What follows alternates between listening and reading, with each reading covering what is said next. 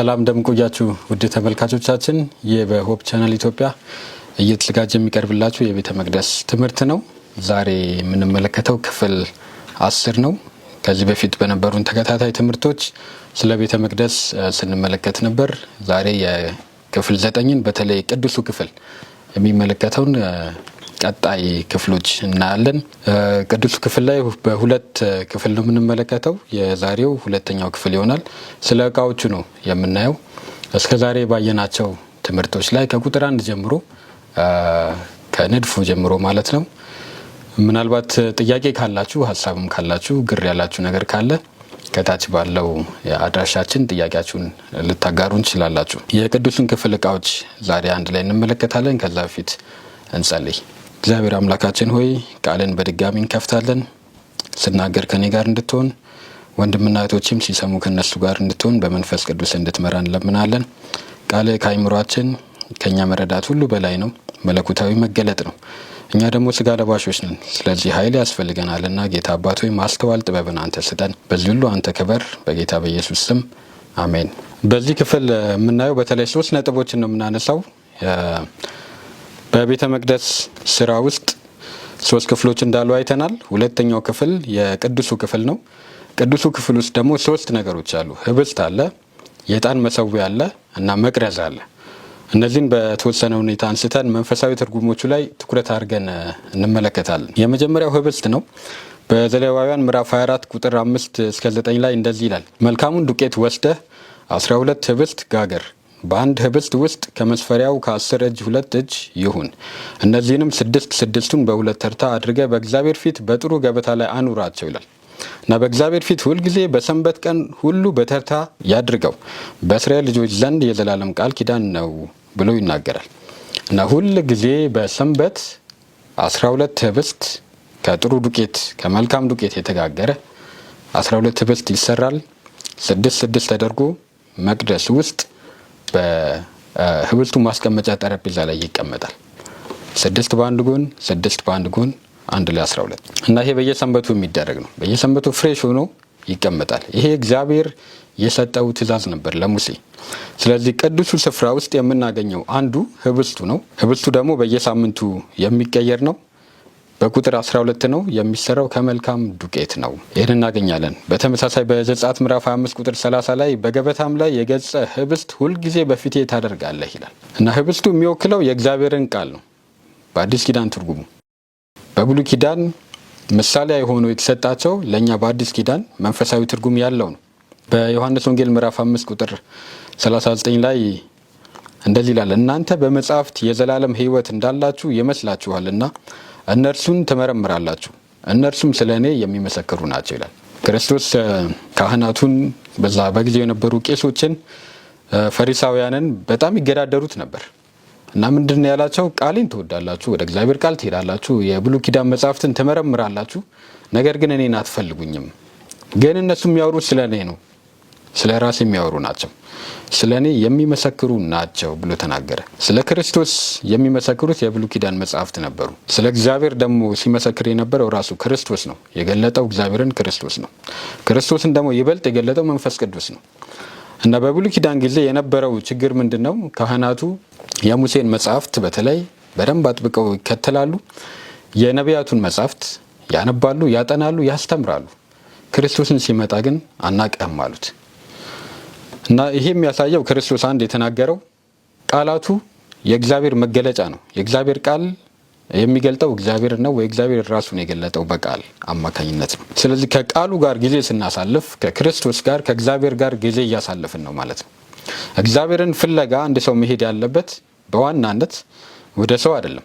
ወደ ሃይማኖት አባቶችም ሊሆን ይችላል፣ ሊጠቅመን ይችላል። ነገር ግን አንድ ሰው የእግዚአብሔርን ቃል ፈልጎ መሄድ ያለበት ወደ እግዚአብሔር ቃል ነው። እግዚአብሔርን ስንፈልግ መሄድ ያለብን ወደ እግዚአብሔር ነው። ሰዎች ሊረዱን ይችላሉ። የሃይማኖት መሪዎች፣ አስተማሪዎች ሊጠቅሙን ይችላሉ። ነገር ግን እግዚአብሔርን የሚፈልግ ሰው በግሉ ወደ እግዚአብሔር ቃል መሄድ አለበት። እግዚአብሔርን ቃሉን የፈለግን ክርስቶስን አለመከተል አንችልም። ነገር ግን ይሄ አደጋ እንዳለ ይናገራል። ክርስቶስ ከተናገረው ለካህናቶቹ ካለው ተነስተን በህይወታችን አደጋ ሊሆን የሚችለው ቃሉን እያወቅን ክርስቶስን ግን በልባችን አለመቀበል ሊከሰት ይችላል። ስለዚህ እግዚአብሔርን ስንፈልግ መሄድ ያለብን ወደ ቃሉ ነው። ወደ ቃሉ ስንቀርብ ወደ እግዚአብሔር እንቀርባለን። ህብስቱ የሚያሳየው የእግዚአብሔርን ቃል ነው። ክርስቶስ ሲናገር ስጋዬን የሚበላ ደሜንም የሚጠጣ የዘላለም ሕይወት አለው፣ እርሱንም በመጨረሻው ቀን አስነሳዋለሁ።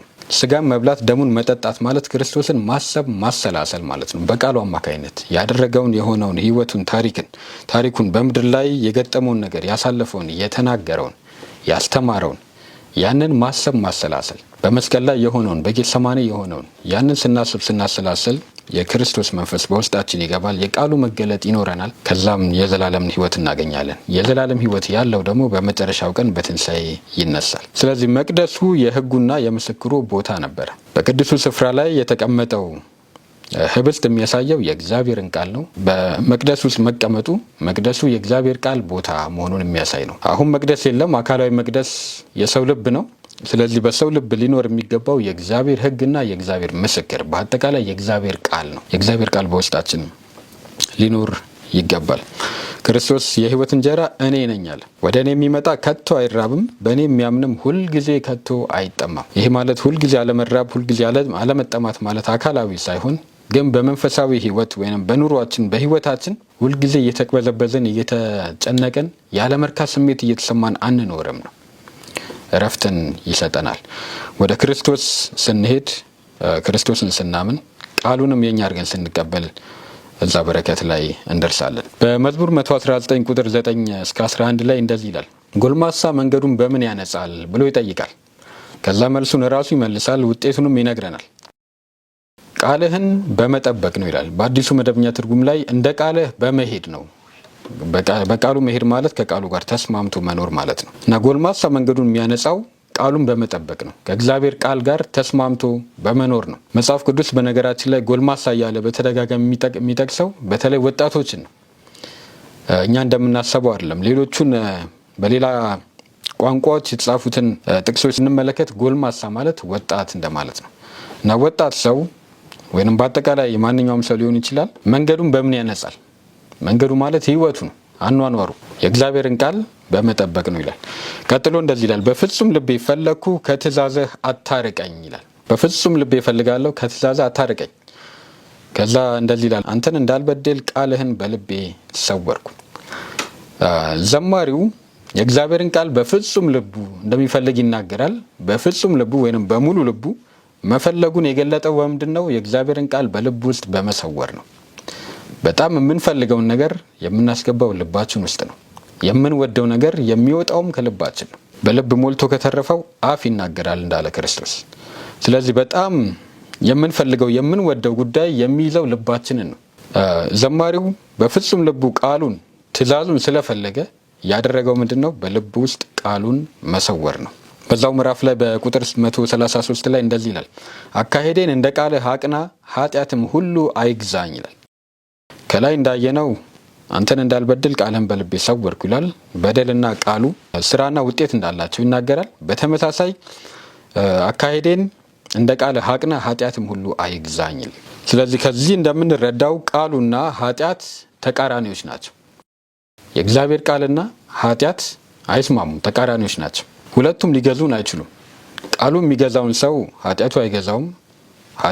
በኃጢአት የሚገዛ ሰው በቃሉ አይገዛም። ምክንያቱም ሁለቱ አንድ ላይ ሊሄዱ አይችሉም። ስለዚህ እግዚአብሔርን ላለመበደል በኃጢአት ላለመገዛት ቃሉን በውስጣችን መሰወር አለብን እና ቃሉ ሕይወትን ያነጻል፣ ሕይወትን ያንጻል።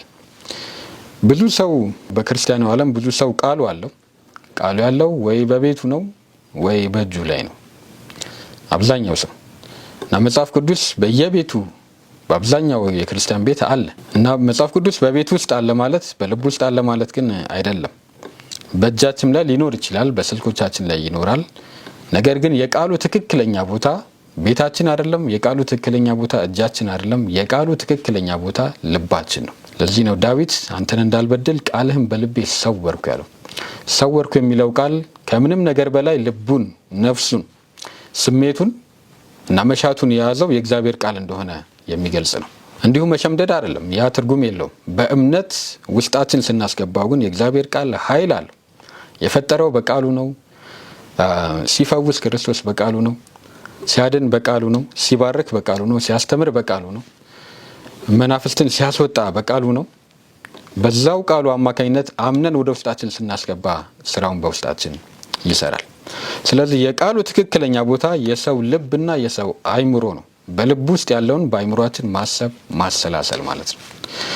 መቅደሱ እንደመሆናችን መጠን ህብስቱ የሚገኘው በመቅደስ ውስጥ እንደነበረ በአዲስ ኪዳንም በልባዊ መቅደሳችን ውስጥ የእግዚአብሔር ቃል እና ህጉ መተከል መኖር ይኖርበታል። የዛን ጊዜ ኃጢአትን ማሸነፍ አይከብድም። የእግዚአብሔር ቃልና ኃጢአት ተቃራኒዎች ስለሆኑ በመዝሙር 119 በድጋሚ በዛው መዝሙር ላይ 97 ላይ እንደዚህ ይላል፣ አቤቱ ህግን እንደምን እጅግ ወደድኩ፣ ቀኑን ሁሉ እርሱ ትዝታዬ ነው። ለዘላለም ለእኔ ነውና ትእዛዝህ ከጠላቶቼ ይልቅ አስተዋይ አደረገኝ። ምስክርህ ትዝታዬ ነውና ካስተማሩኝ ሁሉ ይልቅ አስተዋልሁ ይላል እና የእግዚአብሔር ቃል እና የእግዚአብሔር ምስክር ትዝታዬ ነው ይላል። ብዙ ጊዜ የምናስበው ትዝ የሚለን ነገር ይኖራል። ያለፈው ነገር ደስ የሚያሰኙ ነገሮች ከኋላ ያለፉ ምንናፍቃቸው። ነገር ግን የክርስቲያኖች ትዝታ መሆን ያለበት ዓለማዊ ነገር ብቻ አይደለም፣ ወይ በህይወታችን ያጋጠሙ ነገሮች ብቻ አይደሉም። ዋና ትዝታ ሆኖ ልባችን ውስጥ የሚቀር አይምሮአችን ውስጥ የሚቀረው ነገር መሆን ያለበት የእግዚአብሔር ቃል ነው። ከእግዚአብሔር ቃል ጋር ባለን ግንኙነት ያለፍናቸው ነገሮች፣ የተወጣናቸው ነገሮች፣ ጉዳዮች፣ ያለፍናቸው ክስተቶች እና ወደፊት የሚጠብቁን እግዚአብሔር እንዴት እንደሚያሻግረን ቃል ኪዳኑን ለእኛ የገባውን ተስፋ ያንን በማሰብ ትዝታችን ሊሆን ይገባል። የእግዚአብሔር ቃል ትዝታዬ ነው ይላል ዳዊት። እና ትዝታችን ምንድን ነው? የምናስበው፣ የምናሰላስለው፣ የሚናፍቀን ምንድን ነው? በትክክለኛው መንገድ ረጅም ጊዜ እንኳን ባንሄድ ከእግዚአብሔር ቃል ጋር ያሳለፍነው የተወሰነ ልምምድ ለእኛ ለወደፊቱ ወደ ኋላ ስንመለስ ትዝታ የሚሆነን ነው። የዳዊት የመንፈሳዊ ህይወት ስኬቱ ዋናው ሚስጥሩ ከእግዚአብሔር ቃል ጋር መቆራኘቱ ነው። ስለ ቃሉ በተደጋጋሚ በመዝሙሩ ይጠቅሳል እና ይዘምራል። በመዝሙር ይገልጸዋል ቃሉን እና የዳዊት ስኬት ከእግዚአብሔር ጋር መነጋገሩ፣ መገናኘቱ በቃሉ አማካኝነት ነበረ። በዳዊት ጊዜ እኛ እንዳለን አይነት ቃል ለሱ አልነበረውም። በተለይ አዲስ ኪዳን ያን የለም። በርካታ የሚባሉ የብሉይ ኪዳን ክፍሎችም አልነበሩ። ነገር ግን የሙሴንና ከዛ በኋላ የነበሩትን ጥቂት መጻሕፍት ያጠና ነበረ። በዛ መሰረት ይዘምር ነበረ። የራሱ ልምምድ ከእግዚአብሔር ጋር ነበረው። ያ የመነጫው ከእግዚአብሔር ቃል ጋር ከነበረው ግንኙነት ነው። ነገር ግን ቃሉን እንዲሁ በቀላሉ ማሰብ፣ ማሰላሰል፣ ወደ ቃሉ መሄድ በራሱ በጣም ከባድ ነው። ቀላል አይደለም። ተግዳሮት አለው። ይሄ ተፈጥሯችን አይፈቅድልንም። ምድራዊ ነገርን ለማድረግ ወይንም ለማየት፣ ለመመልከት፣ ከሰው ጋር ለመገናኘት፣ ለመዝናናት፣ ወጣ ለማለት በጣም ለእኛ ደስ ይለናል። ቀላል ነው። ቁጭ ብለን የእግዚአብሔርን ቃል ማጥናት፣ ያጠናነውን በአይምሯችን መያዝ፣ ያዝነውን ማሰላሰል ግን ለዚህ ስጋ ለባሽ ለሆነው አካላችን፣ አይምሯችን፣ ማንነታችን እጅግ በጣም ከባድ ነው። ለምንድን ነው? የተፈጠርነው ጠላት ሆነን ነው። ግን ይሄን እንዴት ማሸነፍ እንችላለን? በመዝሙር 1:1 ላይ ከተጻፈው አንድ የሚጠቅመንን በዚህ ጉዳይ አንድ የሚጠቅመንን መልእክት እንመለከታለን። መዝሙር 1:1 ላይ እስከ ቁጥር 3 ያለው እንመለከታለን። እንደዚህ ይላል፣ ምስጉን ነው በክፎች ምክር ያልሄደ፣ በኃጢአተኞችም መንገድ ያልቆመ፣ በዋዘኞችም ወንበር ያልተቀመጠ። እና ይሄ ሰው ምስጉን የተባለው ሰው 3 ነገሮችን የማያደርግ ነው። አንደኛው በክፎች ምክር አይሄድም። ሁለተኛው በኃጢአተኞች መንገድ አይቆምም። በክፎች ምክር አለመሄድ ማለት በእግዚአብሔር ምክር የሚሄድ ማለት ነው። ክፎች የሚሉትን ወይንም ጓደኞቹ የሚሉትን ነገር የዛን ተጽዕኖ አይቀበልም። ሁለተኛ በኃጢአተኞች መንገድ አይቆምም ወይንም በኃጢአት ወድቆ አይቀርም ማለት ነው። ኃጢአት ሊሰራ ይችላል፣ ግን ይነሳል። ኃጢአት እየሰራ በኃጢአት ህይወት አይኖርም። ሶስተኛው በዋዘኞች ወንበር አይቀመጥም። ዋዘኛ ማለት ሁልጊዜ ፌዘኛ፣ ሁልጊዜ ቀልደኛ፣ ሲሪየስ የማይሆን የክርስትና ጉዳይ የሞትና የህይወት ጉዳይ ሆኖ ሳለ ግን ሁልጊዜ የሚቀልድ ሰው ማለት ነው። ይሄ ምስጉን የተባለ ግን ከነዚህ ሁሉ የራቀ ነው። ከዛ ቁጥር 2 ላይ እንደዚህ ይላል፣ ነገር ግን በእግዚአብሔር ህግ ደስ ይለዋል፣ ህጉንም በቀንና በሌሊት ያስባል ይላል። አንድ ሰው ከነዚህ ነገሮች ካራቀ ህጉን ደስ እያለው፣ ቃሉን ደስ እያለው ሊያነብ፣ ሊያጠና፣ ሊያስብ፣ ሊያሰላስል አይችልም። ምክንያቱም ሁለቱም የሚለያዩ ተቃራኒዎች ናቸው። በክፎች ምክር እየሄድን በኃጢአተኞች መንገድ እየቆምን ሁልጊዜ ዋዘኞች እየሆንን ሁልጊዜ ቀልደኞች እየሆንን የእግዚአብሔርን ቃል የመክፈት ፍላጎት አይኖረንም። ብንከፍተውም ትዕግስት አይኖረንም። ማሰብ ማሰላሰል ሌላ ደረጃ ነው፣ ለእኛ ከባድ ነው የሚሆነው። ስለዚህ ቃሉን በፍላጎት እንዳናስበው እንዳናጠናው የሚያደርገን የኛ አኗኗር ነው። በክፎች ምክር የምንሄድ ከሆነ በኃጢአተኞች መንገድ የምንቆም ከሆነ ሁልጊዜ መደሰትና መዝናናትን የምናበዛ ከሆነ ለቃሉ ያለን ፍላጎት ይቀንሳል። ስለዚህ መፍትሄው ምንድነው? መስጉን ነው እንደተባለው ሰው ከክፎች ምክር መራቅ፣ ከሰዎች ተጽዕኖ መራቅ፣ ከኃጢአተኞች መንገድ መመለስ፣ በኃጢአት አለመኖር። በኃጢአት ውስጥ የሚኖር ሰው ቃሉን ማሰብ አይችልም። የቃሉ ፍላጎትም አይኖረውም። ወደ ቃሉ መሄድም ይፈራል። በኃጢአት ውስጥ ሆን ብሎ የሚኖር ሰው ይፈራል። ስለዚህ ራሱን እየጨቆነ ራሱን እንደማይገባው አድርጎ እየቆጠረ የተሰጠው ነፃ ስጦታ እየተደነቃቀፈ ይኖራል። በዛ ውስጥ ይቀጥላል። ነገር ግን ያንን ማቆም ሲችል፣ ንስሐ ሲገባ፣ ሲወስን ወደ እግዚአብሔር ቃል ለመቅረብ ይቀለዋል እና ሁልጊዜ የሚቀልድም ሰው ያንን ሲያቆም ሲሪየስ መሆን ሲጀምር ወደ እግዚአብሔር ቃል መጠጋት ይጀምራል። ከዛ ውጤቱን ይነግረናል። ቁጥር 3 ላይ እርሱም በውሃ ፈሳሾች ዳር እንደተተከለች ፍሬዋን በጊዜዋ እንደምትሰጥ ቅጠሏም እንደማይረግፍ ዛፍ ይሆናል፣ የሚሰራውም ሁሉ ይከናወንለታል ይላል እና መጀመሪያ መለየት፣ መራቅ ከተጽዕኖች ሁሉ፣ ከዛ በኋላ ወደ እግዚአብሔር ቃል መቅረብ፣ በቀን በሌሊት ቃሉን ማሰብ፣ ማሰላሰል፣ መጨረሻ ላይ በውሃ ፈሳሾች ዳር እንደተተከለች ዛፍ ይሆናል፣ ቅጠሏ እንደማይረግፍ ፍሬዋም እንደምታፈራ ፍሬ እንደምትሰጥ ዛፍ ይሆናል፣ የሚሰራውም ሁሉ ይከናወንለታል።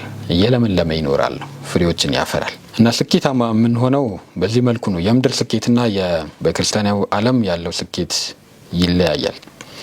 ስለዚህ መራቅ ያለብን ነገር፣ ከዛ ስንርቅ መተው ያለብን ነገር ስንተው፣ ከቃሉ ጋር ተቃራኒ የሆኑትን ነገሮች ስናስወግድ ቃሉን ለመቅረብ ቃሉን ለመክፈት እና ለማጥናት ፍላጎት በውስጣችን ይኖራል። በዘዳግም ምዕራፍ 6 ቁጥር 6 እስከ 9 እንደዚህ ይላል። እኔም ዛሬ አንተን የማዘውን ይህን ቃል በልብህ ያዝ፣ ለልጆችህም አስተምረው፣ በቤትም ስትቀመጥ፣ በመንገድም ስትሄድ፣ ስተኛም ስትነሳም ተጫወተው፣ በእጅም ምልክት አድርገህ እሰረው፣ በዓይኖችም መካከል እንደ ክታብ ይሁኑልህ፣ በቤትም መቃኖች በደጃፍም በሮች ላይ ጻፈው ይላል። ይህንኑ አይነት ትእዛዝ ይህንን የተናገረው ሙሴ ነው። እግዚአብሔር ሙሴ ከሞተ በኋላ ለኢያሱ እንደዚህ ብሎት ነበር። ኢያሱ 1:8 ላይ የዚህ ሕግ መጽሐፍ ካፍህ አይለይ፣ ነገር ግን የተጻፈበትን ሁሉ ትጠብቅና ታደርግ ዘንድ በቀንም በሌሊትም አስበው፣ የዚያን ጊዜም መንገድህ ይቃናልሃል ይከናወንልሃልም። እና ይህን ያህል እግዚአብሔር ለምንድን ያዘዘው? እስራኤላውያኖችን ሲነግራቸው ስትቀመጥ፣ በመንገድ ስትሄድ፣ ስተኛ፣ ስትነሳ ተጫወተው፣ በእጅህም ምልክት አድርገህ እሰረው፣ በዓይኖችህ መካከል እንደ ክታብ ይሁንልህ፣ በቤትህም መቃኖች በደጃፎች በር ላይ ጻፈው ይላል እና የእግዚአብሔርን ቃል የሚያስታውሳቸውን ነገር ሁሉ በበራቸው መቃን ላይ፣ በእጃቸው ላይ፣ በግንባራቸው ላይ መንፈሳዊ ትርጉም ይኖረዋል እና ሲሄዱ፣ ሲነሱ፣ ሲቀመጡ እንዲጫወቱት ምልክቱን እንዲያደርጉ፣ ከእግዚአብሔር ቃል ፈቀቅ እንዳይሉ እንዳይርቁ ይህንን ሁሉ እንዲያደርጉ ነገራቸው። ለምንድን ነው ይህን ያህል ያስፈለገው? ኢያሱንስ እግዚአብሔር ለምንድን ነው በሌሊትም በቀንም ይህን ያህል አስበው ያለው? ሰው በሌሊት ይተኛል፣ ነገር ግን ነቃ ሲል ሲያስብ የእግዚአብሔርን ቃል እንዲያስብ የሚናገር ነው። ለምን ያን ያህል አስፈለገ? ምክንያቱም አይምሯችን የሚሮጥ ነው። በእግዚአብሔር ቃል ካልተያዘ ሁልጊዜ ሆን ብለን በሀሳባችን ስራዬ ብለን በሀሳባችን ወደ እግዚአብሔር ቃል ካልሄድን አይምሯችንን መቆጣጠር አንችልም። ሀሳባችንን መያዝ አንችልም። ሀሳባችንን የእግዚአብሔር ቃል ላይ በትኩረት ካላደረግን በስተቀር። ስለዚህ ይህ የሚሮጠው አይምሯችን በእግዚአብሔር ቃል ሲሞላ፣ ሲሮጥ የሚሮጠው ወደ እግዚአብሔር ቃል ነው። በደንብ ሲለማመድ፣ የረጅም ጊዜ ልምምድ ሲኖረን ሳናስበው አይምሯችን የሚያስበው መልካም ነገር ይሆናል። ያለ ጥረት ወደ መልካም ነገር ወደ ማሰብ ደረጃ መድረስ እንችላለን እና በውስጣችን ያለው ተፈጥሮ የእግዚአብሔርን ቃል መንፈሳዊ ነገርን የሚዋጋ ነው። ስለዚህ መንፈሳዊ ነገር ወደ ውስጣችን በኃይል መግባት አለበት፣ መሙላት አለበት። የዛን ጊዜ እየደከመ ይሄዳል። ሌላው ከኛም ውጭ ያለውን ነገር መቆጣጠር አንችልም። ዓለም ሁሉ የቃሉ ጠላት ነው። በውጭ ያለው የሚታየው ከኛ ውጭ ያለው እጅግ በጣም አስቸጋሪ ነው። ለእግዚአብሔር ቃል ጠላት ነው። በውስጣችን ያለውን የእግዚአብሔርን ቃል፣ የእግዚአብሔርን አምሳል፣ የእግዚአብሔርን ባህሪ በትንሹ የተሰራውን የሚያጠፋ ነው። ልክ ዳስተር የተጻፈውን ነገር እንደሚያጠፋው እንደ ማጥፊያ የሚያጠፋ ነው። የእግዚአብሔርን ክብር፣ የእግዚአብሔርን ባህሪ፣ የእግዚአብሔርን ቃል የሚበላ በዓለም ላይ በርካታ ነገር አለ። ወጣ ስንል ክርስቲያን መሆናችንን እንኳን ልንረሳ እንችላለን። ከሰው ጋር ስንደባለቅ እግዚአብሔርን እንኳን ላናስታውስ እንችላለን። መጠንቀቅ ያለብን ጉዳይ ላይ ላንጠነቀቅ እንችላለን። የእግዚአብሔርን ቃል ልንረሳ እንችላለን። በቀላሉ እንድንረሳ የሚያደርግ ምድራዊ ጉዳይ ዓለም ውስጥ ሞልቷል። ከዛ የተነሳ የእግዚአብሔርን ቃል ስንቀመጥ፣ ስንነሳ፣ ስንሄድ መጫወት፣ ማሰብ፣ ማሰላሰል ይኖርብናል። መጨረሻው ምንድነው የሚሆነው? እግዚአብሔርን የሚያስከብር ህይወት እንኖራለን።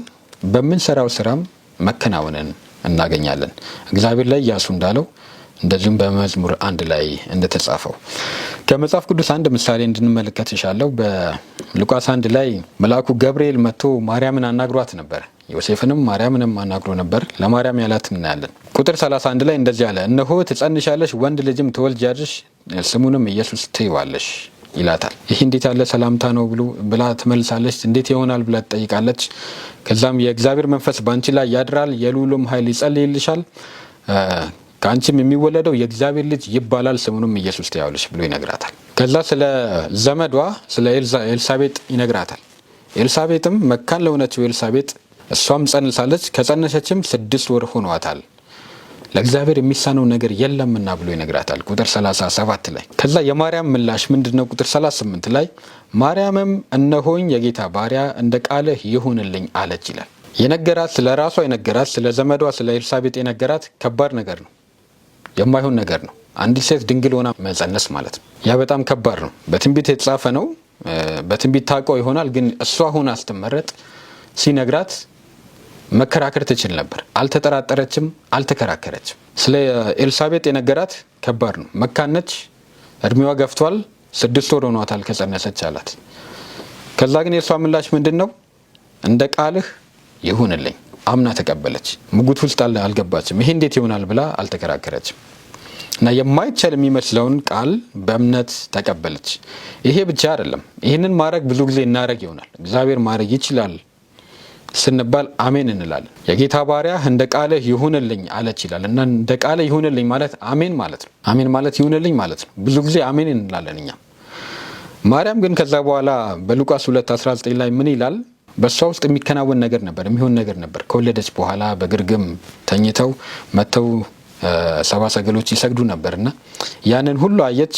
ማርያም ግን ይህን ነገር ሁሉ በልቧ እያሰበች ትጠብቀው ነበር ይላል። ከመውለዷም በፊት ከወለደችም በኋላ የተባለችውን ነገር ገብርኤል የነገራትን ነገር በልቧ ትጠብቀው ነበር ይላል እና ታስበው ታሰላስለው ነበር። ቸኩላ ሄዳ ለጎረቤቶቿ አልተናገረችም። እኔ የተመረጥኩ ነኝ ብላ ለመናገር አልቸኮለችም። ለሰው ለመናገር አልቸኮለችም። በውስጧ ለራሷ ትደጋግመው ነበር እና ሆም ብላ ታስበው ታሰላስል ነበር። አሜን ብላ አልተወችው። ይሁንልኝ ብላ ዝም አላለች። በየጊዜው ታስበዋለች፣ ታሰላስለዋለች። ባታስበው ኖሮ ምናልባት ሊከሰት የሚችለው ሌላ ነገር ነበር። በጣም እንግዳ ይሆንባት ነበር።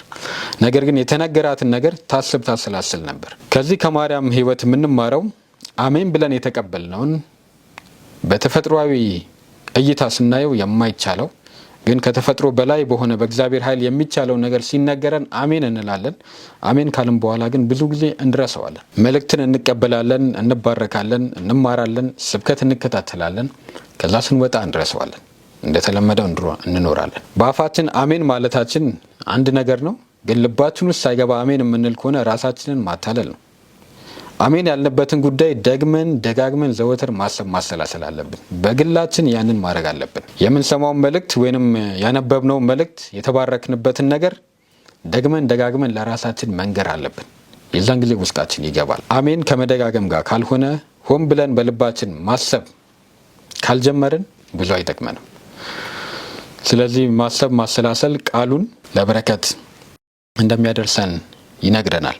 በሁለተኛ ቆሮንቶስ ምዕራፍ 4 ቁጥር 7 ላይ ጳውሎስ እንደዚህ ይላል፣ ነገር ግን የኃይሉ ታላቅነት ከእግዚአብሔር እንጂ ከኛ እንዳይሆን ይህ መዝገብ በሸክላ ዕቃ ውስጥ አለን ይላል። ይህ መዝገብ የሚለው የእግዚአብሔርን ቃል ነው። ሸክላ የሚለው እኛን ነው፣ ሰውነታችንን ነው። የኃይሉ ታላቅነት ከእግዚአብሔር እንጂ ከኛ እንዳይሆን፣ ኃይሉ ከእግዚአብሔር ነው። የእግዚአብሔርም ኃይል የሚገለጠው በቃሉ ነው። ይህ መዝገብ በሸክላ ዕቃ ውስጥ አለን ይላል። ስለዚህ በዚህ ቃል መሰረት የእግዚአብሔር ቃል በውስጡ የሆነ ሰው የእግዚአብሔር ኃይል በውስጡ ያለው ሰው ነው። ምክንያቱም የእግዚአብሔር ቃል የሚገለጠው በኃይሉ ነው። የሚሰራው ማንኛውንም ነገር በቃሉ ነው። ያንን ቃል በውስጣችን በእምነት ስናስገባ የእግዚአብሔር ኃይል በውስጣችን ይኖራል። የእግዚአብሔር መንፈስ እንዳለበት የእግዚአብሔር ቃልም ራሱ ይነግረናል። ስለዚህ የእግዚአብሔርን ኃይል በውስጣችን ለመቀበል የምናደርገው ከመጸለይ ባለፈ ቃሉን በውስጣችን በእምነት ማስገባት ነው። በውስጣችን መሰወር ነው። የዛን ጊዜ ኃይሉን በውስጣችን እንቀበላለን። ኃይሉ ሲገለጥ በውስጣችን የሚሰራው ቅድስናን ነው፣ ነፃ ማውጣትን ነው። የእግዚአብሔር ቃል ሁለት ስራ አለው። ይቀድሳል፣ ነፃ ያወጣል፣ ከርኩሰት ሁሉ ያነጻናል። በክራይስት ኦብጀክት ሌሰን ገጽ 100 ላይ የመጀመሪያው አንቀጽ ላይ እንደዚህ ይላል። ቅዱሳን መጻሕፍት የባህሪ ሽግግር ታላቅ ወኪሎች ናቸው። ክርስቶስ በእውነት ቀድሳቸው ቃለ እውነት ነው ብሎ ጸልዮአል። የእግዚአብሔርን ቃል ካጠና ነው እና ከታዘዝ ነው እያንዳንዱን ያልተቀደሰ አመል በቁጥጥር ስር በማዋል በልብ ውስጥ ይሰራል ይላል እና የእግዚአብሔር ቃል ቅዱሳን መጻሕፍት የባህሪ ሽግግር ወኪሎች ናቸው ይላል። ሽግግር ነው የሚለው ባህሪያችንን በተወሰነ ሁኔታ ማሻሻል እንችላለን። ያለ እግዚአብሔር ቃል በተወሰነ ማሻሻል እንችላለን። ሱስ ያለብን ሱሳችንን ለመተው ብዙ ላይ ከብደን ይችላል። አንዳንድ ነገሮችን ግን በሌላ ሱስ ደግሞ እንተካዋለን። ከኃጢአት ኃይል ነፃ መውጣት አንችልም። አንዱን ኃጢአት በሌላ አንዱን ልማድ በሌላ ልማድ መቀየር ግን እንችል ይሆናል። ያ የተወሰነ የባህሪ መሻሻልን ማምጣት ሊሆን ይችላል። ውስጣችንን ግን ምኞታችንን ልባችንን ግን አይቀይረው። ስለዚህ ስለ ባህሪ ሽግግር የምናወራ ከሆነ ግን የእግዚአብሔር ቃል ነው። ይሄ የእግዚአብሔር ቃል ስራ ነው። ሽግግር ማለት ትራንስፎርሜሽን ማለት ነው። ከአንድ ቦታ ወደ ሌላ ቦታ ወደ ማናቀው ህይወትና አኗኗር ሁኔታ ውስጥ መግባት ያ የእግዚአብሔር ስራ ነው። የባህሪ ሽግግር ወኪል የሆኑት የእግዚአብሔር መጻሕፍት ናቸው፣ ቅዱሳን መጻሕፍት ናቸው። ይሄም የሆነው በሁለት መልኩ ነው። ስናጠናው ነው። አንደኛው የመጀመሪያው ደረጃ ቃሉን ማጥናት ነው። ሁለተኛው ደረጃ ያጠናነውን መታዘዝ ነው። መታዘዝ የቃሉ በረከት በውስጣችን እንዲፈልቅ ያደርገዋል። ውስጣችን የገባው ቃል ስንታዘዘው ስራውን ይሰራል። እንዴት ነው የሚሰራው? እያንዳንዱን ያልተቀደሰ አመል በቁጥጥር ስር በማዋል በልብ ውስጥ ይሰራል ይላል። አመላችንን የእግዚአብሔር ቃል ይዋጋል። ስናጠናውና ስንታዘዘው እግዚአብሔር እንደተቀበልነው ስለሚያውቀው በዛው በቃሉ አማካኝነት ፈቃዱን ስለሰጠነው በውስጣችን ይሰራል። ቃሉን የሚዋጋ ማንነት ግን ካለን ቃሉ በውስጣችን አይሰራም። ቃሉን እናውቃለን፣ አንረዳውም። በውስጣችን ግን እግዚአብሔር ሊሰራ አይችልም። ነገር ግን ከቃሉ ጋር መስማማት ይኖርብናል። በስነ ትምህርት ላይ 134 አንቀጽ 3 ላይ እንደዚህ ይላል። እንደ አንድ የአእምሮ ማሰልጠኛ መጽሐፍ ቅዱስ ከሌላው ከማንኛውም መጽሐፍ በበለጠ ወይንም ሌሎች መጽሐፍት ሁሉ በአንድ ላይ ሆነው ከሚሰጡት የበለጠ ውጤት ያስገኛል ይላል። የአእምሮ ማሰልጠኛ አእምሮን ለማንቃት አቅማችንን ይበልጥ አውጥተን ለመጠቀም የእግዚአብሔር ቃል ለምድራዊ ጉዳይ እንኳን ይጠቅመናል ነው። አእምሮ በሳይኮሎጂ አእምሮአችን አዲስ ነገር ቻሌንጅ ሲገጥመው አዳዲስ ሴሎችን ያወጣል ይባላል። አዳዲስ አቅምን ያወጣል ወይንም አቅሙ ይጨምራል። ቻሌንጅ ስናደርገው የሚያሰራውን ነገር ስንሰጠው እና ስንገዳደር አእምሮአችንን እያጠናን እያነበብን በአዳዲስ ነገር የዛን ጊዜ የደከመው አእምሮ በእድሜ ብዛት እንኳን ቢደክም እየበረታ ይሄዳል። በአንጻሩ ደግሞ የሚያደክም የሚያፈዝዝ ነገር ላይ ብቻ ምንውል ከሆነ በድብርት የተጠቃን አቅሙ እየቀነሰ ይሄዳል። ለምሳሌ የመዝናኛው ዓለም ለዚህ ምሳሌ ነው። አእምሮን አንዱ የሚያዳክመው ነገር ያ ነው እና እንደ አእምሮ ማሰልጠኛ የእግዚአብሔር ቃል መጽሐፍ ቅዱስ ይጠቅማል ነው። ይጠቅማል ብቻ ሳይሆን ከሌሎቹ መጽሐፍቶች ሁሉ በላይ ነው። ወይንም ሌሎቹ መጽሐፍቶች በሙሉ ተደምረው ከሚያመጡት ውጤት በላይ ውጤትን ይሰጣል ይላል። ኦል ቡክስ ኮምባይንድ ይላል እንግሊዘኛው። ሁሉም መጽሐፍት አንድ ላይ ሆኖ ማለት ነው። እግዚአብሔርን ቃል የሚያመጣውን በረከት ያክል ሊያመጡ ወይንም አእምሮን በመለወጥ በምድራዊ ጥቅም እንኳን ያንን ያክል ጥቅም ሊያስገኙ አይችሉም። ምክንያቱም የእግዚአብሔር መጽሐፍ ወይንም የእግዚአብሔር ቃል የእግዚአብሔር መንፈስ ያለበት መጽሐፍ ነው። የእግዚአብሔር መንፈስ ካለበት ደግሞ ሁሉንም የሚበልጥና የሚቀይር ነው። በተመሳሳይ ክራይስት ኦብጀክት ሌሰን ላይ እንደዚህ ይላል። የክርስቶስ ተከታይ ቃሉን ቢያምነውና ቢተገብረው በተፈጥሯዊ ዓለም ውስጥ ሊረዳውና ሊያደንቀው የማይችል ሳይንስ አይኖርም ይላል እና በሳይንስ ውስጥ ያለ ከባድ ነገር እኛ መረዳት የማንችለው ቀለል የሚለን በእግዚአብሔር ቃል ስንመረምረው ነው። ሳይንስ የሚመረመረው በቃሉ ነው እንጂ ቃሉ በሳይንስ አይመረመርም። ከሳይንስ ተነስተን ወደ ቃሉ አንሄድም። ከቃሉ ተነስተን ወደ ሳይንስ እንሄዳለን። አንዳንድ ነገሮችን በዛ መልኩ ልናይ እንችላለን። ነገር ግን ተፈጥሮን፣ ሳይንስን የምንመረምረው በእግዚአብሔር ቃል። ሳይንስ ውስጥ ሆነን በሳይንሱ የእግዚአብሔርን ቃል ማየት የለም። የዛን ጊዜ በተፈጥሮ ውስጥ ያለውን ነገር ማድነቅና መረዳት እንችላለን። አሞጽ 8:11 ላይ በመጨረሻ እንደዚህ ይላል። እነሆ በምድር ላይ ራብን የምሰድበት ዘመን ይመጣል ይላል ጌታ እግዚአብሔር። እርሱም የእግዚአብሔርን ቃል ከመስማት እንጂ እንጀራን ከመራብና ውሃን ከመጠጣት አይደለም ይላል። በመጨረሻ ጊዜ ሰዎች የእግዚአብሔርን ቃል ፈልገው ማግኘት የማይችሉበት ቦታ ላይ ይደርሳሉ፣ እየፈለጉ የማያገኙበት እና እግዚአብሔር ረሃብን ይሰዳለሁ ይላል። ያ ረሃብ ከእንጀራ አይደለም፣ ከውሃ ጥማትም አይደለም። ነገር ግን የእግዚአብሔርን ቃል ከመፈለግ የተነሳ ነው። በራሳቸው ላይ በሩን ሲዘጉ ከዛ በኋላ ቢቆጩም ማግኘት የማይችሉበት ደረጃ ላይ ይደርሳሉ ይላል። እግዚአብሔር በዛ ጊዜ ቢሰጣቸውም አይጠቀሙበትም። ለዛ ነው። ነገር ግን ረሃቡ የሚያስፈልገን አሁን ነው። የእግዚአብሔር ቃል ረሃብ አሁን ካለን ያ መልካም ነው እድሉ ስላለ። ስለዚህ ያ እንደሚሆን አውቀን የእግዚአብሔርን ቃል አሁን መራብ ይኖርብናል። ቃሉን በውስጣችን መሰወር ይኖርብናል። በመቅደስ ውስጥ ሁለተኛው የምናገኘው እቃ የዕጣን መሰዊያ ነው። የዕጣን መሰዊያ የተገለጸው በዘጸአት ምዕራፍ 30 ቁጥር 1 ላይ ነው። እንደዚህ ይላል፣ የዕጣን መሰዊያውን ስራ ከግራር እንጨት አድርገው ይላል እና ይህም ያሳየው ጸሎትን ነው። የክርስቶስን ምልጃ በአንድ በኩል ያሳየናል። ሁለተኛ የቅዱሳንን ጸሎት ያሳያል።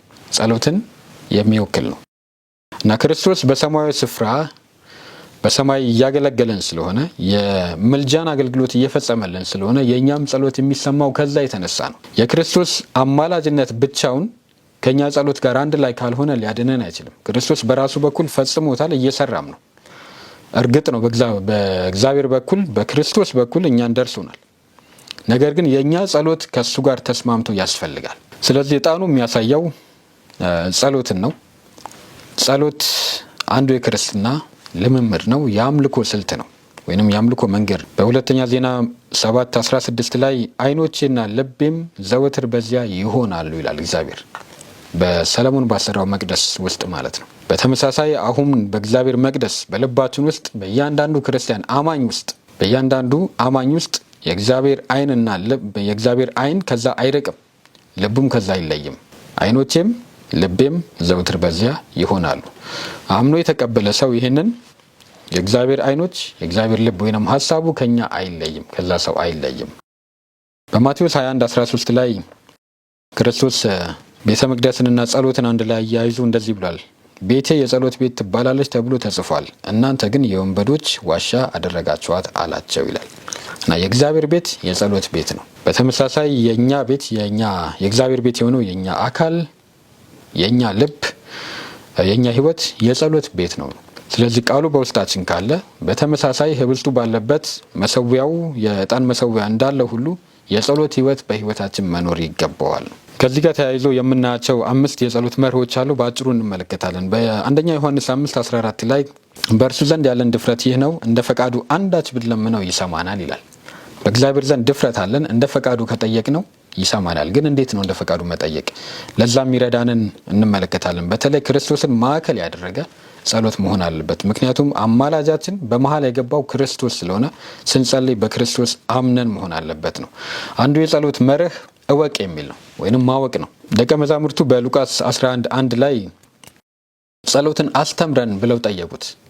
ጸሎትን አስተምረን ብለው መጠየቃቸው ድካም እንዳለባቸው የሚያሳይ ነው። ስለዚህ ትክክለኛ ጥያቄ ነው። ስለዚህ ክርስቶስ ጸሎትን አስተማራቸው። በማርቆስ 10:38 ላይ የምትለምኑትን አታውቁም ብሎ ነበር ክርስቶስ ለሁለቱ ወንድማማች ደቀ መዛሙርት። ስለዚህ ጸሎትን መማር የግድ ያስፈልጋል ማለት ነው። ደቀ መዛሙርቱም እንደጠየቁት ክርስቶስም ለነሱ እንዳለው የሚለምኑትን እንደማያውቁ እንደነገራቸው ለኛም በተመሳሳይ ማወቅ እና መረዳት ይኖርብናል። ስለዚህ ስንጸልይ በድፍረት የእግዚአብሔር ፈቃድ መሆኑን ማወቅ አለብን። የምንጠይቀውን ነገር መረዳት አለብን። በዮሐንስ 15:7 ላይ በእኔ ብትኖሩ ቃሎቼም በእናንተ ቢኖሩ የምትወዱትን ሁሉ ለምኑ ይሆንላችሁማል ይላል እና ፈቃዱን የምናውቀው በቃሉ ስንኖር ቃሎቹን በእኛ ሲኖሩ ነው። የዛን ጊዜ መጠየቅ ያለብንን ነገር እናውቃለን። አንደኛ ዮሐንስ 5:14 በእርሱ ዘንድ ያለን ድፍረት ይህ ነው፣ እንደ ፈቃዱ አንዳች ብንለምነው ይሰማናል። ስለዚህ ማወቅ አለብን። መጀመሪያ ለመጸለይ የመጀመሪያው መርህ የምንጸልየውን ነገር መረዳት ወይም ማወቅ፣ ፈቃዱን መለየት። ሁለተኛው መታረቅ ነው። በምሳሌ 28:9 ላይ ሕግን ከመስማት ጆሮን የሚመልስ ጸሎቱ አጸያፊ ናት ይላል። ያ ማለት ሆን ብሎ የእግዚአብሔርን ፈቃድ ቸል እያለ የእግዚአብሔርን ቃል ቸል እያለ ሕግ የሚለው ቃሉንም የሚያሳይ ነው። ጆሮን ከዛ የሚመልስ ከሆነ ግን ደግሞ የሚጸልይ ከሆነ ያ ጸሎት አጸያፊ ነው ይላል። ሆን ብሎ ያን የሚያደርግ ሰው፣ በተደጋጋሚ በዚህ ህይወት ውስጥ የሚኖር ሰው እግዚአብሔር ይህን ሰው የሚለው ጸሎትን አጸልይ፣ መጀመሪያ ወደ ንስሐ ግባ ነው፣ የምልህን ስማ ነው። ብዙ ነገር ነግሬሃለሁ፣ የነገርኩህን አድርግ፣ ሌላ ነገር አትጠይቀኝ ነው። እኔ ያንን ነገር አልሰማም፣ አንተ ግን ጸሎቴን ስማኝ ማለት አንችልም። ከእግዚአብሔር ጋር መከራከር አንችልም። እግዚአብሔር የሚለንን አንሰማም እያለን እሱ እንዲሰማን መጸለይ የለብንም። መጀመሪያ ማድረግ ያለብን መመለስ ነው። ሕጉን መስማት፣ ሆን ብለን የምንጋፋውን ነገር መተው አለብን። የተገለጸልን ነገር መቀበል፣ ከዛ በኋላ መጸለይ እንዳለብን ይነግረናል። ምሳሌ 15:8 የኃጢአን መስዋዕት በእግዚአብሔር ዘንድ አጸያፊ ነው፣ የቅኖች ጸሎት ግን በእርሱ ዘንድ የተወደደ ነው ይላል። በኃጢአት ውስጥ እየኖረ ሰው ሲጸልይ ተቃራኒ ህይወት ነው። እግዚአብሔር አይሰማውም። እግዚአብሔር መሐሪ ነው፣ እናውቃለን። እግዚአብሔር ቸር ነው፣ ይቅር ባይ ነው። ነገር ግን የሚገባን ነገር ካለ የጸሎት መልስን ለማግኘት ማስተካከል አለብን ነው፣ ወደ እርሱ መቅረብ እንድንችል። መዝሙር 66:18 በልቤስ በደልን አይቼ ቢሆን ጌታ አይሰማኝም ነበር ይላል። ውስጤ ያልተናዘዝኩት ኃጢአት ቢኖር ኖሮ አይሰማኝም ነበር ብሎ ዳዊት ይናገራል። ስለዚህ ኃጢአት በውስጣችን ተቀብሮ እያለ እያወቅነው ዝም ብንል እና ብንጸልይ ምናልባት ያ ኃጢአት መልስ ለመቀበል እንቅፋት ሊሆንብን ይችላል። የምንኖረው ያ አይነት ህይወት መልስ እንዳናገኝ እንቅፋት ይሆንብናል። እንጸልያለን፣ ግን ከጣራ ላልፍ ይችላል፣ እግዚአብሔር ጋር ላይደርስ ይችላል። ስለዚህ ለእኛ ትክክለኛ መፍትሄ የእግዚአብሔር ቃል የሚነግረን ከእግዚአብሔር ጋር መታረቅ ነው። መጀመሪያ እንቅፋት የሚሆኑ ነገሮችን ማስወገድ ነው። ልፋታችንን፣ ለቅሷችንን፣ ጩኸታችንን የሚያደነቃቅፍ የራሳችን ልማድ ሊሆን ይችላል፣ ወይንም ውስጣችን ያለ ነገር ራሳችን ጸሎታችንን ማደነቃቀፍ የለብንም። ያንን ማስወገድ ነው መጀመሪያ ማወቅ፣ ከዛ ከእግዚአብሔር ጋር መታረቅ። ሶስተኛው መጠየቅ። የምናውቀውን ነገር መጠየቅ አለብን ነው። ካወቅን በኋላ በዛ ሂደት ውስጥ ካለፍን በኋላ መጠየቅ አለብን። በክርስቶስ በሰማያዊ ስፍራ በመንፈሳዊ በረከት ሁሉ የባረከን የጌታችን የኢየሱስ ክርስቶስ አምላክና አባት የተባረከ ይሁን ይላል ኤፌሶን 1:3 ላይ። በክርስቶስ በሰማያዊ ስፍራ በመንፈሳዊ በረከት ሁሉ ባርኮናል ይላል ጳውሎስ። ግን ሁሉንም አልተቀበልንም። ሰው ሁሉ በመንፈሳዊ በረከት ሁሉ የተባረከ ነው፣ ግን ስለማይጠይቅ ሁሉንም አይቀበልም። የሚቀበለው ጥቂት ሰው ነው። ሁሉንም የሚያገኘው እጅግ በጣም ጥቂት ሰው ነው። ስለዚህ መጠየቅ አለብን ነው። መንፈሳዊ በረከት እንዲሁ በነፃ ይሰጡ ናቸው። በምድራዊ በረከት ሁሉ እግዚአብሔር ሁሉንም አይባርክም። በመንፈሳዊ በረከት ግን ሰውን ሁሉ ይባርካል። ያንን ለመቀበል ግን መጠየቅ ያስፈልገናል። ማቴዎስ 7:7 ላይ ለምኑ ይሰጣችሁማል፣ ፈልጉ ታገኙማላችሁ፣ መዝጊያን አንኳኩ ይከፈትላችሁማል ይላል። ስለዚህ ከኛ የሚጠበቅ ነገር አለ። መለመን የግድ ያስፈልጋል፣ ማንኳኳት ያስፈልገናል፣ መሻት ያስፈልገናል። እግዚአብሔር የዛን ጊዜ መልስን ይሰጠናል፣ በር ይከፍትልናል፣ ይባርከናል። በአንደኛ ተሰሎንቄ ምዕራፍ 5:17 ላይ ሳታቋርጡ ጸልዩ ይላል። ሁል ጊዜ ተንበርክከን አይናችን ጨፍነን ማለት አይደለም። በተለመደው ህይወት ውስጥ እየኖርን መጸለይ፣ ከእግዚአብሔር ጋር በህሊናችን በአይምሯችን መገናኘት ማለት ነው። በሐዋርያት ሥራ ምዕራፍ 2:5 ላይ ስለ ሐዋርያቱ እንደዚህ ይላል። ከሰማይም በታች ካሉ ህዝብ ሁሉ በጸሎት የተጉ አይሁድ በኢየሩሳሌም ይኖሩ ነበር ይላል እና ከሰማይ በታች ካሉ ህዝቦች ሁሉ ለየት ያሉት ህዝቦች ሰማይ በተለየ ሁኔታ የሚመለከታቸው የተወሰኑ አይሁዳውያን በኢየሩሳሌም ያሉ፣ እነርሱም በጸሎት የሚተጉ ነበሩ። በምድር ላይ በጸሎት የሚተጋ ሰው በሰማይ ከምድር ሁሉ የተለየ እንደሆነ ተደርጎ እውቅና ይሰጠዋል። በምድር ላይ በርካታ ህዝቦች ነበሩ፣ ነገር ግን የተለዩ የተባሉት በኢየሩሳሌም የሚተጉ አይሁዳውያን በጸሎት የተጉ ነበሩ። መዝሙር 55:17 ላይ በማታና በጠዋት በቀትርም እናገራለሁ እጮህማለሁ ቃሌንም ይሰማኛል ይላል። መቼ? ማታ፣ ጠዋት፣ ቀትር፣ በቀን 3 ጊዜ ማለት ነው። እጮሃለሁ፣ እናገራለሁ፣ ቃሌንም ይሰማኛል። ይሄ እንደሚነግረን የተለየ ዳንኤል እንደሚያደርገው ባለመዝሙሩ ዳዊትም እንደተናገረው የተለየ የጸሎት ሰዓት ያስፈልጋል። ያንን የተለየ የጸሎት ሰዓት በተቻለ መጠን ማክበር ይኖርብናል። ከዛ ውጪ መደበኛ ባልሆነ ሁኔታ የምንጸልያቸው ጸሎቶች ይኖራሉ። ሳታቋርጡ ጸልዩ እንደሚለው ማለት ነው። ስለዚህ መጠየቅ ሌላው የጸሎት መሪ ነው። መትጋት አራተኛው ማመን ነው። እመን የሚል ነው። ማርቆስ 11:24 ላይ ስለዚህ እላችኋለሁ የጸለያችሁትን የለመናችሁትንም ሁሉ እንዳገኛችሁት እመኑ ይሆንላችሁማል። ማመን ያለብን ከጸሎት በፊትም ነው፣ ስንጸልይም ነው፣ ከጸለይንም በኋላ ነው። እዚህ ጋር የሚነግረን ከጸለይን በኋላ ነው። የለመናችሁትን እንደተቀበላችሁ እመኑ፣ ተቀበሉት፣ ከዛም ይሆንላችኋል ይላል። ስለዚህ ማመን አንዱ አራተኛው የጸሎት መሪ ነው። በማርቆስ 11:24 ላይ ነገር ግን በምንም ሳይጠራጠር በእምነት ይለምን የሚጠራጠር ሰው በነፋስ የተገፋና የተነቃነቀ የባህርን ማዕበል ይመስላልና ይላል። በትንሿ እምነትም ቢሆን እግዚአብሔር ይችላል ብለን መጠየቅ አለብን፣ ወይንም ማመን አለብን። እግዚአብሔር ይችላል ብለን ማመን ይኖርብናል። በዚህ ቦታ ላይ የሚነግረን የእግዚአብሔርን ፈቃድ ልንጠራጠር እንችላለን። ችሎታውን ግን መጠራጠር የለብንም። እግዚአብሔር ሁሉን ቻይ ነው፣ ያደርጋል። ፈቃዱን ግን መጠራጠር እንችላለን። እርግጠኛ ያልሆነ በቃሉ ያልተረጋገጠ ጉዳይ ቢሆን የእግዚአብሔር ፈቃድ ነው ወይንስ አይደለም ብለን መጠየቅ እንችላለን። ያም ተገቢ ነው፣ ያስፈልጋል፣ ማወቅ አለብን። ችሎታው ላይ ግን ጥርጣሬ ሊኖረን አይገባም። አምስተኛውና የመጨረሻው ጠብቅ የሚል ነው። በመዝሙር 40:1 ላይ ቆይቼ እግዚአብሔርን ደጅ ጠናሁት፣ እርሱም ዘንበል አለልኝ፣ ጩኸቴንም ሰማኝ ይላል። ቆይቼ እግዚአብሔርን ደጅ ጠናሁት ይላል እና እግዚአብሔር አንዳንዴ ደጅ ያስጠናል። ከዛ በኋላ ይሰማናል። ይሄ ለምንድነው? ትዕግስትን ሊያስተምረን ነው። ፈጥኖ ቢሰጠን ወዲያው እንደጠየቅነው ሁልጊዜ ቢያደርግልን እግዚአብሔርን ማዘዝ እንደምንችል አድርገን እናስባለን። ነገር ግን ትዕግስታችንን ሊሰራ እና ለበረከቱ ሊያዘጋጀን ሲል እግዚአብሔር ይዘገያል፣ ደጅ ያስጠናል። የዛን ጊዜ እግዚአብሔር እንደማይተውን አውቀን ለእኛ መልካም ነገር እያደረገ እንደሆነ አምነን መትጋት ይኖርብናል፣ ደጅ መጥናት ይኖርብናል። ለበረከቱ ዝግጁ ካልሆነን ወዲያው አይሰጠንም። በሚሰጠን መልካም ነገር የምንበላሽ የምንጠፋ ከሆነ እግዚአብሔር ዝግጁ እስከምንሆን ይጠብቀናል። በጸሎታችን በዛ ውስጥ ይሰራናል እና እርግጠኝነታችንን ማረጋገጥ ይፈልጋል። ስለማያውቅ አይደለም፣ ግን እኛም እንድናውቀው ይፈልጋል።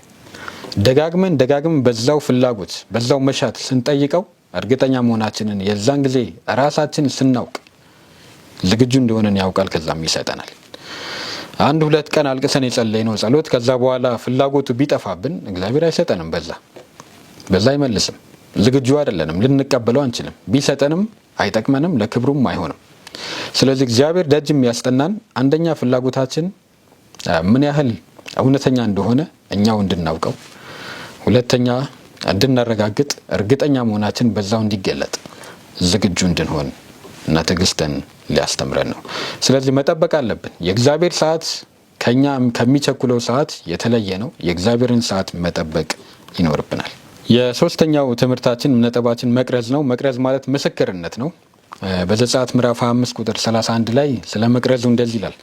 መቅረዝንም ከጥሩ ወርቅ አድርግ፣ መቅረዙ ከእግሩና ከአገዳው ጋር በተቀጠቀጠ ስራ ይደረግ፣ ጽዋዎቹም ጉብጉቦቹም በአበቦች አንድነት በእርሱ ይደረጉበት ይላል።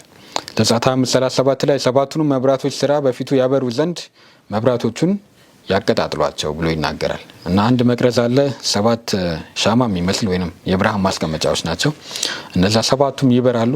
ሁል ጊዜ እየበራ በቅዱሱ ስፍራ ይኖራል። መቅረዝ ማለት ብርሃን ማለት ምስክርነት ማለት ነው። ዮሐንስ 8:12 ላይ እኔ የዓለም ብርሃን ነኝ፣ የሚከተለኝ የሕይወት ብርሃን ይሆንለታል እንጂ በጨለማ አይመላለስም ይላል። ክርስቶስ እኔ የዓለም ብርሃን ነኝ አለ።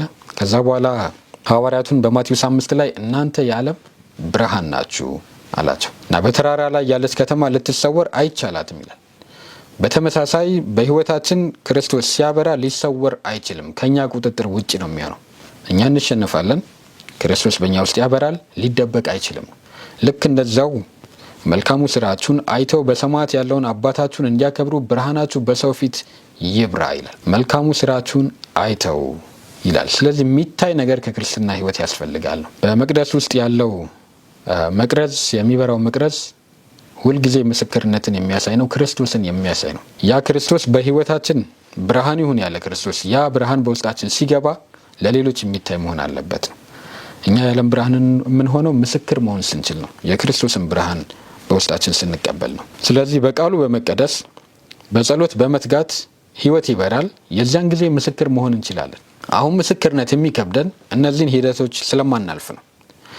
ቃሉ በሙላት በውስጣችሁ ይኖርባችሁ ይላል በቆላስያስ መጽሐፍ ላይ እና ቃሉ በውስጣችን ካለ በእምነት ስንቀበለው የመጀመሪያው ደረጃ ህብስቱ የሚያሳየው ያንን ነው። የዕጣን መሰዊያው የሚያሳየው ጸሎት ነው። በጸሎት ስንተጋ በቃሉ መሰረት በፈቃዱ መሰረት በቃሉ ስንተጋ ሕይወት ይበራል። የዚያን ጊዜ ምስክር መሆን ይቀላል። ቃሉ ሳይኖረን የጸሎት ሕይወት ሳይኖረን ምስክርነት ብለን እንወጣለን ወይ ጥረት እናደርጋለን። ያ የስጋ ድካም ወይ ጥረት ነው የሚሆነው፣ ውጤት አያመጣም። ስለዚህ መጀመሪያ በመቅደሱ ሂደት ውስጥ ቅዱሱ ስፍራ ውስጥ እንዳለው በዛ መሰራት አለብን ነው። ቃሉ በውስጣችን የጸሎት ትጋት፣ ከዛ ብርሃን፣ ከዛ ምስክርነት ራሱ ያነሳሳናል። በዛ ሂደት ውስጥ ማለፍ እንዳለብን ይነግረናል። በሉቃስ 4:19 ላይ በእግዚአብሔርና በሕዝቡ ሁሉ ፊት በስራና በቃል ብርቱ ነቢይ ስለነበረው ስለ ናዝሬቱ ስለ ኢየሱስ ብለው ይናገራሉ። ሁለቱ የኤማሁስ መንገደኞች ናቸው። ክርስቶስን ሲገልጹት ምንድን ያሉት? ለራሱ ለክርስቶስ ነው፣ አላወቁትም። በእግዚአብሔርና በሕዝቡ ፊት በስራና በቃል ብርቱ ነቢይ የሆነ ክርስቶስ ከነቢይነት ያለፈ ነው። ነገር ግን እነሱ ሲናገሩ ትክክለኛ አገላለጽ ነው። በእግዚአብሔርና በሰው ፊት በስራም በቃሉም የበረታ ነው። የዚህ አይነት ህይወት ምስክርነት ያስፈልጋል። በራእይ መጽሐፍ ላይ እንደተገለጸው የሚያነቡ የሚሰሙና የሚጠብቁ ማንበብ ብቻ አይደለም፣ መስማት ብቻ አይደለም፣ መጠበቅ እነዛ ይባረካሉ ይላል። ብፁዓን ናቸው። ማወቅ ያስፈልጋል፣ ማስተዋል ያስፈልጋል። ግን መተግበር ደግሞ የመጨረሻው ነው፣ እጅግ አስፈላጊ ነው። ስለዚህ ቃሉን ማጥናት፣ ህብስት፣ መጸለይ፣ ዕጣኑ የሚያሳየው ከዛም በኋላ በተግባር መኖር መብራት መቅረዙ የሚያሳየው ያን በተግባር መኖርን የሚያሳየን ነው። የዛሬው ክፍል በአጠቃላይ የቅዱሱ ስፍራ ላይ ያለው 3 ነጥቦችን የሚያነሳ ነው። ከ3ቱ እቃዎች ተነስተን የተማርነው ስለ ህብስት፣ ስለ ዕጣን መሰዊያና ስለ መቅረዝ ነው። ህብስት ማለት ቃሉ ትዝታችን ሊሆን ይገባል። ሁል ጊዜ በውስጣችን መኖር አለበት። 12ቱ ህብስት ዘወትር ሁልጊዜ በመቅደስ ውስጥ እንደነበር። ሁለተኛው የዕጣን መሰዊያ የጸሎት ህይወትን የሚያሳየን ነው። ስንጸልይ ግን በዚህ መርህ መሆን እንዳለበት ይነግረናል ወይ ተመልክተናል። መጀመሪያ ማወቅ፣ ከዛ መታረቅ፣ ከዛ መጠየቅ፣ ከዛ ማመን፣ ከዛ መጠበቅ። እምነት ሁሉም ጋር አለ፣ ግን የጠየቅነውን ነገር መጠበቅ፣ በትዕግስት መጠበቅ አለብን። በዚህ መርህ ስንጸልይ የተሻለ በረከትን እናገኛለን፣ መልስን እናገኛለን። በመጨረሻ መቅረዝ፣ ስለ መቅረዙ ተመልክተናል። ከቃሉ ብርሃን እና ከጸሎት በሚመነጭ ጥንካሬ የክርስትና ህይወትን መኖር ወይንም ምስክር የሚሆን ህይወትን በተግባርም በአንደበታችንም መኖር እንዳለብን የሚያሳይ ነው። እግዚአብሔር ይባርካችሁ። የሚቀጥለውን ክፍል በሚቀጥለው ቀን ይዘን እንቀርባለን። እስከዛው ድረስ የእግዚአብሔር ጸጋ ከሁላችሁ ጋር ይሁን።